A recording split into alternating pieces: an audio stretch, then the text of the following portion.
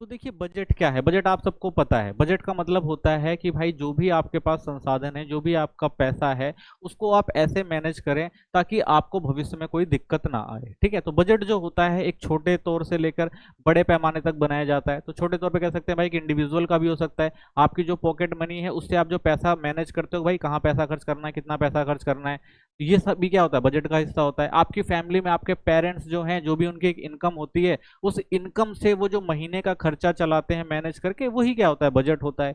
ऐसे ही एक देश के अंदर जो बजट बनाया जाता है, जो सरकार बजट बनाती है कि भाई पूरे एक साल के अंदर किस तरह से जो है गवर्नमेंट को पैसा लेकर आना है और किस तरह से पैसा खर्च करना है, जिससे जो भी देश के अंदर समस्याएं हैं उन समस्याओं को हल किया जा सके। ठीक है, तो उसे क्या कहते हैं, साधारण शब्दों में बजट कहते हैं। ठीक है, तो और अच्छे से समझते हैं इसे। तो देखिए बजट क्या होता है।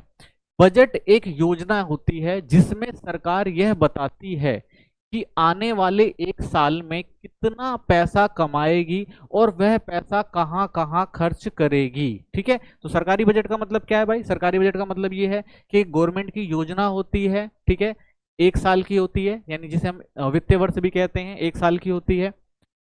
कितना पैसा कमाएगी, यानी गवर्नमेंट कहाँ से पैसा लेकर आएगी। ठीक है, और साथ ही कहाँ कहाँ पैसा खर्च करेगी, यानी जो भी गवर्नमेंट के पास पैसा आ रहा है, सरकार के पास पैसा आ रहा है, वो कैसे देश की भलाई के लिए कहाँ कहाँ पैसा खर्च करने वाली है, ये सारी चीजों की जो जानकारी है वो बजट में गवर्नमेंट के द्वारा दी जाती है। ठीक है, तो सरकारी बजट के दो मुख्य हिस्से हैं। तो दो हिस्सों में बांटा जाता है सरकारी बजट को।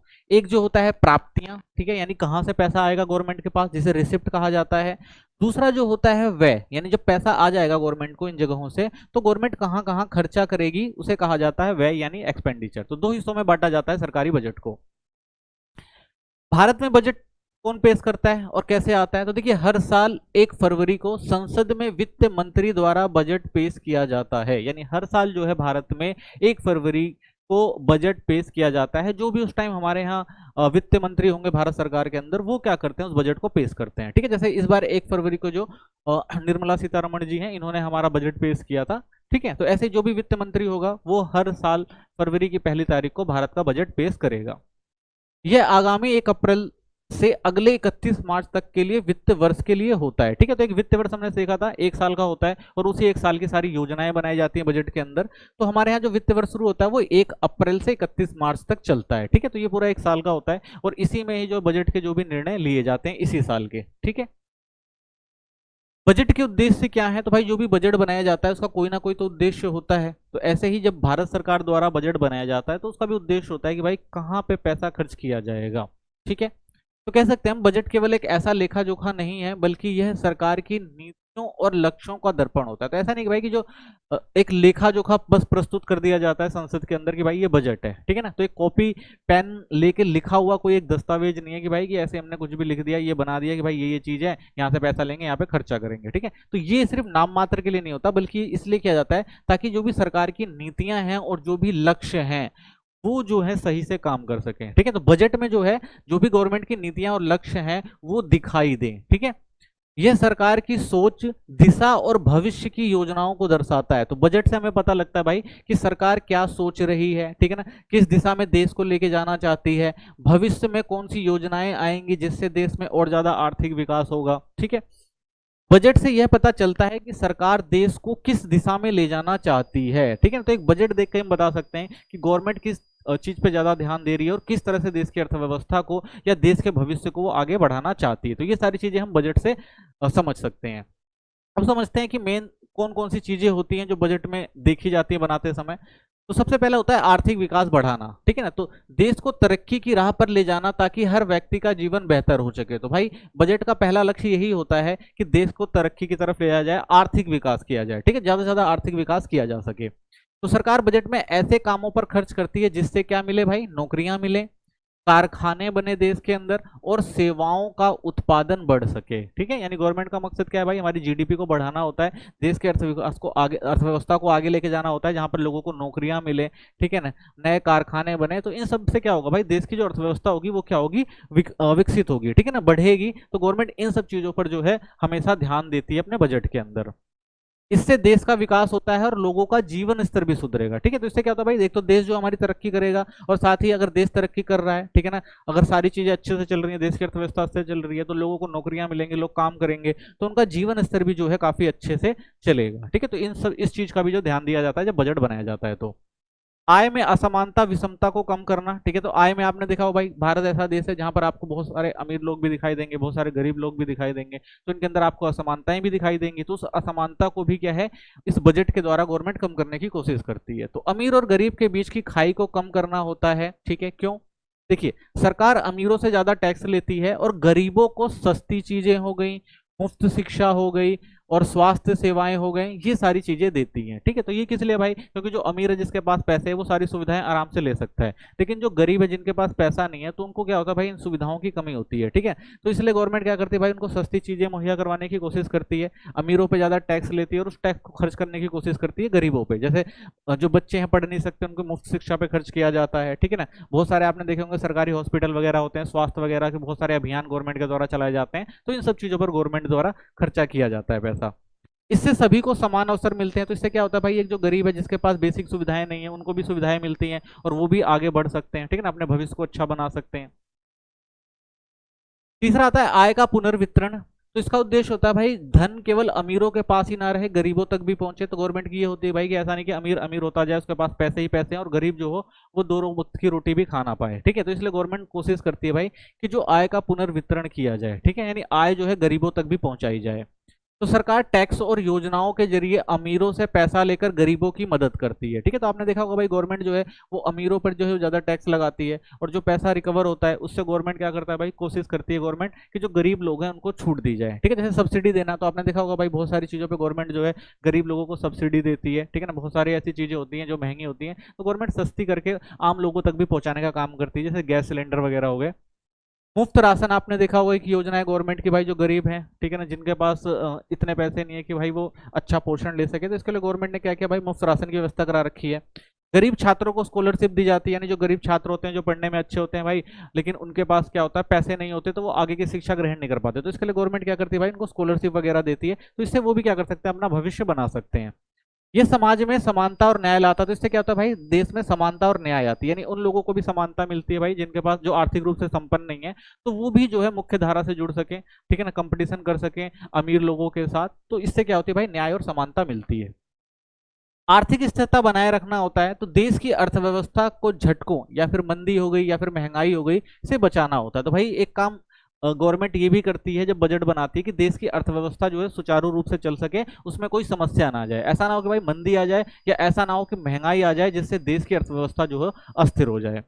तो जब महंगाई बढ़ती है तो सरकार टैक्स बढ़ाकर खर्च कम करती है, यानी महंगाई बढ़ रही है, मार्केट में ज्यादा पैसे फ्लो हो रहा है, तो गवर्नमेंट क्या करती है भाई, टैक्स बढ़ा देती है, जिससे क्या होता है कि जो चीजें जो होती हैं वो महंगी हो जाती हैं, और उसके बाद जो महंगाई होती है वो धीरे धीरे कंट्रोल में आती है। ठीक है, तो ये भी नीति गवर्नमेंट अपनाती है, किसके द्वारा, बजट में बहुत सारी चीजों का प्रावधान करके। जब मंदी आती है तो सरकार खर्च बढ़ाकर रोजगार और उत्पादन को बढ़ावा देती है। ठीक है, और मान लीजिए मंदी का दौर आ गया है, ठीक है ना, बहुत सारी चीजों की कमी हो जाती है, ठीक है ना, लोगों के पास आय नहीं रह जाती, तब गवर्नमेंट उस समय ब्याज जो भी बहुत सारी चीजें जो होती हैं, ब्याज दर को कम करना हो गया, या मार्केट में पैसा फ्लो करने के लिए ज्यादा लोन प्रोवाइड करने के लिए, तो ये सारी चीजें भी जो गवर्नमेंट जो है वो बजट में रखती है कि भाई उन सब लोगों को प्रोत्साहन देकर जो है मंदी से जो है निपटा जा सके। ठीक है, तो ये सारी चीजें जो गवर्नमेंट बजट के अंदर देखती है, इससे अर्थव्यवस्था संतुलित रहती है। तो इससे क्या होता है भाई, एक देश की अर्थव्यवस्था संतुलित रहती है, जिससे देश जो है वो विकास करे। सार्वजनिक उद्यमों का संचालन और वित्तीय सहायता, तो गवर्नमेंट का भाई एक उद्देश्य और होता है बजट में, जो सार्वजनिक उद्यम है जो गवर्नमेंट चलाती है, जो सरकारी कंपनियां हैं, उनको भी क्या मिल सके, प्रोत्साहन मिल सके, वो भी आगे बढ़ सके। तो सरकारी कंपनियां जैसे रेलवे, बिजली, पेट्रोलियम, तो ये सारी गवर्नमेंट के अधीन ही काम करती हैं, तो इनको अच्छे से चलाना होता है और पैसा देना होता है कि भाई अगर इनके पास वित्तीय कमी हो रही है तो इनको भी पैसा देके इनकी जो भी समस्या है उनको दूर किया जाए। तो सरकार बजट में इन कंपनियों के लिए पैसा निर्धारित करती है ताकि ये सेवाएं जनता तक आसानी से पहुंचा सकें। इससे जनता को सस्ती और सुगम सेवाएं मिलती हैं। ठीक है, तो गवर्नमेंट की जो चीजें होती हैं, आपको पता है भाई, गवर्नमेंट जो भी चीजें करती है वो सस्ती करती है। रेलवे में आपने देखा होगा, ये यातायात का एक अच्छा साधन है, सबसे बड़ा जो कंपनी कह सकते हैं गवर्नमेंट की है। ठीक है, जिसमें आप देखते होंगे भाई, जो टिकट वगैरह हैं जो गरीबों के लिए भी सस्ती होती हैं, तो इसलिए हम देखते हैं भाई बहुत सारी ऐसी जगह है जहां पर गवर्नमेंट पैसा खर्च करके जो आम लोग होते हैं जिनके पास भाई संसाधन उतने नहीं होते, तो उनकी जो भी समस्या है उनको दूर करने का प्रयास करती है। सरकारी बजट के घटक अब समझेंगे कि भाई जो सरकारी बजट के घटक क्या है, किस तरह से गवर्नमेंट जो है वो पैसा लेकर आती है और किन किन जगहों पर पैसा खर्च करती है। ठीक है, यानी गवर्नमेंट की प्राप्तियां और उसके बाद गवर्नमेंट का जो है वो खर्चा। तो सरकारी बजट की जब हम बात करते हैं तो सरकारी बजट दो भागों में डिवाइड होता है, एक राजस्व बजट होता है और एक होता है पूंजीगत बजट। ठीक है, तो ये बजट जो होता है वो राजस्व से इकट्ठा किया जाता है, ये जो होता है वो पूंजीगत प्राप्तियों से इकट्ठा किया जाता है। ठीक है, तो राजस्व प्राप्तियां होती हैं इसके अंदर। तो राजस्व बजट जो होता है, दो चीज होंगी राजस्व बजट के अंदर। ठीक है, जिसे हम राजस्व बजट कहते हैं, इसके अंदर राजस्व से ही सारा काम करती है गवर्नमेंट। इसके अंदर राजस्व से ही गवर्नमेंट क्या करती है, प्राप्ति करती है, यानी टैक्स से पैसा इकट्ठा करती है और टैक्स का पैसा ही गवर्नमेंट जो है वो खर्च करती है। तो इसे क्या कहा जाता है, राजस्व बजट कहा जाता है, जिसके अंदर दो चीज होती है, राजस्व प्राप्तियां और राजस्व व्यय। दूसरा जो आपका आता है पूंजीगत बजट आता है, तो इसके अंदर क्या होता है, इसके अंदर पूंजीगत प्राप्तियां होती हैं। ठीक है, ये हम आगे देखेंगे होती क्या है पूंजीगत प्राप्तियां। अभी आप समझ लेंगे भाई पूंजीगत प्राप्तियां, और जो पूंजीगत प्राप्तियां होती हैं वैसे ही पूंजीगत व्यय भी होते हैं। ठीक है, तो दो पार्ट में डिवाइड किया जाता है जो सरकारी बजट, एक राजस्व बजट और एक पूंजीगत बजट। तो राजस्व बजट में दो चीजें होती हैं, इसमें प्राप्तियां भी होती हैं और व्यय भी होता है। सेम ऐसे ही इसमें पूंजीगत जो प्राप्तियां होती हैं वही पूंजीगत व्यय होता है। ठीक है, अब समझते हैं बजट प्राप्तियां। सबसे पहले बजट प्राप्तियां क्या होती हैं कि कहां कहां से गवर्नमेंट जो है वो पैसा इकट्ठा करती है। तो देखिए राजस्व प्राप्तियां जो होती हैं और जो पूंजीगत प्राप्तियां होती हैं, इनको राजस्व प्राप्तियों को तो कई पार्ट में बांटा गया है। तो पूंजीगत प्राप्तियां जो होती हैं एक प्रकार की होती हैं, इनको बाद में समझते हैं, पहले समझते हैं राजस्व प्राप्तियां। तो देखिए राजस्व प्राप्तियां को जो राजस्व प्राप्तियों से आप समझ रहे हैं भाई, राजस्व यानी टैक्स से जो पैसा इकट्ठा किया जा रहा है, तो इसको गवर्नमेंट दो पार्ट में डिवाइड कर सकते हैं। पहला जो होता है वो कर राजस्व, ठीक है, और दूसरा जो होता है कैर कर राजस्व, यानी कि यहाँ जो आएगा आपको टैक्स से पैसा आएगा और यहाँ पर जो पैसा आएगा वो बिना टैक्स से पैसा आएगा। ठीक है, लेकिन जब इन दोनों को जोड़ देते हैं तो हमारा राजस्व प्राप्तियां बन जाता है। तो अब सबसे पहले समझते हैं भाई कर राजस्व क्या होता है। तो देखिए कर राजस्व यानी जब गवर्नमेंट कर लेके पैसा इकट्ठा करती है, तो गवर्नमेंट जब कर लेती है तो दो तरह से लेती है, एक प्रत्यक्ष रूप से आपसे कर लेती है और एक अप्रत्यक्ष रूप में आपसे कर वसूलती है। तो प्रत्यक्ष कर आपने देखा होगा, आयकर हो गए, निगम कर हो गए, व्यय कर हो गया, धन कर हो गया, उपहार कर हो गया, तो ये प्रत्यक्ष कर होता है। इसमें क्या होता है, गवर्नमेंट डायरेक्ट पैसा लेती है। ठीक है, फिर आता है अप्रत्यक्ष कर। इसमें क्या होता है, विक्रय कर, सीमा शुल्क, उत्पादन शुल्क, सेवा कर। तो इसमें गवर्नमेंट जो है आपको बताती नहीं है लेकिन फिर भी आपसे ले लेती है, तो उसे क्या कहा जाता है, अप्रत्यक्ष कर। ठीक है, तो ये क्या होता है, प्रत्यक्ष रूप से लिया जाता है, ये अप्रत्यक्ष रूप से। ठीक है ना, आगे से हम और अच्छे से देखेंगे। फिर आता है इसी के अंदर गैर कर राजस्व। ठीक है, तो ये हमने देख लिया भाई, कर राजस्व से यानी टैक्स से पैसा इकट्ठा किया यहाँ गवर्नमेंट ने। यहाँ पे गवर्नमेंट जो है वो टैक्स से पैसा वसूलती नहीं है, बल्कि बिना टैक्स के भी बहुत सारी चीजें वसूलती है। ठीक है, जिसमें ब्याज हो गया, लाभ व लाभांश हो गए, फीस व जुर्माना हो गया, विदेशी अनुदान हो गया, विशेष आकलन हो गया। तो यहाँ से जो है गवर्नमेंट पैसा इकट्ठा करती है। ठीक है, ये गवर्नमेंट के आय के साधन है। ठीक है ना, कर राजस्व और गैर कर राजस्व। ठीक है, तो ये गवर्नमेंट के क्या है, आय के साधन है, और ये जो है दो पार्ट में डिवाइड है। ठीक है, जो कर राजस्व है वो भी दो पार्ट में आप देख सकते हैं डिवाइड है। फिर आता है हमारा पूंजीगत प्राप्तियां, यानी गवर्नमेंट जो है वो पूंजीगत प्राप्तियां भी करती है। तो पूंजीगत प्राप्तियां में जो आता है वो आता है आपका ऋणों की वसूली हो गया, विनिवेश हो गया, उधार लेना हो गया, भविष्य निधि हो गई। तो ये चार चीजें जो किसके अंदर आती हैं, पूंजीगत जो हमारी प्राप्तियां हैं उसके अंदर आती हैं बजट में। ठीक है, तो अब हम इनको बिल्कुल अच्छे से समझेंगे। ठीक है, ये हमने देख लिया फ्लो चार्ट। अब इन फ्लो चार्ट को हम बिल्कुल अच्छे से समझते हैं। तो सबसे पहले हम देखते हैं राजस्व प्राप्तियां और पूंजीगत प्राप्तियां। तो सरकार की बजट प्राप्तियां दो प्रकार से होती है, हमने देख लिया कि एक राजस्व प्राप्तियां होती है, दूसरी पूंजीगत प्राप्तियां होती हैं। तो ये होती क्या है, पहले इनको समझ लेते हैं कि आखिर राजस्व प्राप्तियां और पूंजीगत प्राप्तियां क्या है। तो देखिए राजस्व प्राप्तियां वह सरकारी प्रणालियां हैं जिनसे सरकार की देनदारियां उत्पन्न नहीं होती, परिसंपत्तियां कम नहीं होती। यानी यहां पर गवर्नमेंट को कुछ देना नहीं है, बस गवर्नमेंट को क्या करना है भाई, लेना है। यानी गवर्नमेंट की आय होती है, ठीक है ना, एक तरफा आय होती है, यानी गवर्नमेंट को पैसे मिलते रहते हैं और बदले में गवर्नमेंट को कुछ नहीं देना होता, यानी कोई देनदारी नहीं होती या कोई परिसंपत्ति, यानी कोई सामान उनका नहीं जा रहा होता। ठीक है ना, जैसे कि हम भाई अगर कोई भी सामान खरीदने जाते हैं तो अगर हम कोई सामान ले रहे हैं तो उसके बदले पैसा देते हैं, उसके बाद हमें क्या मिलता है, सामान मिलता है। तो यानी जिससे हमने लिया उसको पैसा मिला और जो हमने लिया वो था सामान। लेकिन इसमें गवर्नमेंट को क्या करना है भाई, ना सामान देना है ना पैसा देना है, बस क्या है, लेना लेना है। ठीक है, तो यहाँ पे क्या होता है, गवर्नमेंट को ना देना होता है ना अपनी कोई चीज देनी होती है। यानी इसमें क्या होता है, ना कोई गवर्नमेंट की देनदारी की भाई हम ये चीज देंगे उसके बदले हमें मिलेगा, डायरेक्ट क्या है, गवर्नमेंट के पास पैसा आ रहा है। ठीक है, दूसरा आता है पूंजीगत प्राप्तियां। ये सरकारी प्राप्तियां जिनसे सरकार की देनदारियां उत्पन्न होती हैं, परिसंपत्तियां भी क्या होती हैं, कम होती हैं। तो इसमें क्या है भाई, अगर गवर्नमेंट को पैसा चाहिए तो गवर्नमेंट अगर कहीं से आय कर रही है तो उसके बदले में गवर्नमेंट को कुछ देना पड़ेगा। ठीक है, मान लीजिए यहाँ पे अगर गवर्नमेंट के पास भाई कोई भी प्रॉपर्टी है तो गवर्नमेंट पहले उस प्रॉपर्टी को देगा, तो इसका मतलब क्या हो गया, उसकी जो परिसंपत्ति है वो गई। ठीक है, और उसके बाद क्या आया, गवर्नमेंट के पास पैसा आया, ठीक है। तो इसमें क्या होता है, देनदारी होती है और परिसंपत्तियां भी जो है वो कम होती हैं। और इसके अंदर क्या होता है, ना देनदारियां होती हैं ना परिसंपत्तियां होती हैं, बस गवर्नमेंट के पास पैसा आता आता है, ठीक है। तो ये इनमें यह है एक मेजर डिफरेंस है, ठीक है। अब समझते हैं राजस्व प्राप्तियां क्या होती हैं। तो राजस्व प्राप्तियां क्या है, तो सबसे पहले आता है राजस्व प्राप्तियों में कर राजस्व। तो कर राजस्व क्या होता है, सरकार द्वारा लगाए गए सभी करों और शुल्कों से प्राप्त आय। तो गवर्नमेंट जितने भी कर और शुल्क लगाती है उनसे जो गवर्नमेंट को पैसा आता है उसे हम कर राजस्व कहते हैं, ठीक है। दो प्रकार का होता है, सबसे पहले आता है अप्रत्यक्ष कर, सॉरी प्रत्यक्ष कर। तो प्रत्यक्ष कर क्या है, जब कर अदा करने वाला ही उसका भार वहन करता है तो उसे प्रत्यक्ष कर कहा जाता है। यानी कि भाई गवर्नमेंट क्या करेगी, आपको डायरेक्ट टैक्स लेगी आपसे कि भाई ये आपकी आमदनी है, इस पे आप क्या करो, हमें टैक्स दो, ठीक है। तो इसमें आ जाता है आपका आयकर हो गया, निगम कर हो गया, व्यय कर हो गया, धन कर हो गया, उपहार कर। यानी गवर्नमेंट आपसे क्या कहेगी, भाई डायरेक्ट टैक्स लेगी, तो इसे क्या कहा जाता है, प्रत्यक्ष कर। यानी जब गवर्नमेंट ने डायरेक्ट आपसे टैक्स लिया तो वो क्या हो गया, आपका प्रत्यक्ष कर हो गया, ठीक है ना। वहन किसको करना पड़ेगा, भाई भार आपको ही वहन करना पड़ता है। दूसरा होता है वो होता है अप्रत्यक्ष कर। जब कर का भार किसी और पर डाल दिया जाता है तो वह अप्रत्यक्ष कर कहलाता है, ठीक है। तो इसमें क्या होता है, इसमें जो कर होता है वो आपके ऊपर जो है कोई और डाल देगा। कैसे, जैसे मान लीजिए भाई आप दुकान में कोई सामान लेने जाते हैं तो गवर्नमेंट क्या करेगी, भाई उस सामान पर टैक्स लगाएगी। तो वो टैक्स दुकानदार ना देकर बल्कि वो किस पे डाल देता है, भाई जो सामान लेने गया, जो ग्राहक लेने गया उस पर डाल दिया जाता है, ठीक है। कोई भी आप सामान लेते हैं तो सामान की कीमत होती है प्लस उस पर जीएसटी लगाया जाता है, ठीक है। तो वो कर दुकानदार जो है वो किस पे डालता है, ग्राहक पे डालता है, तो उसे क्या कहा जाता है, अप्रत्यक्ष कर। यानी आप जो भी सामान मार्केट में लेने जाएंगे हर एक सामान पर आपको टैक्स देना पड़ता है गवर्नमेंट को, ठीक है।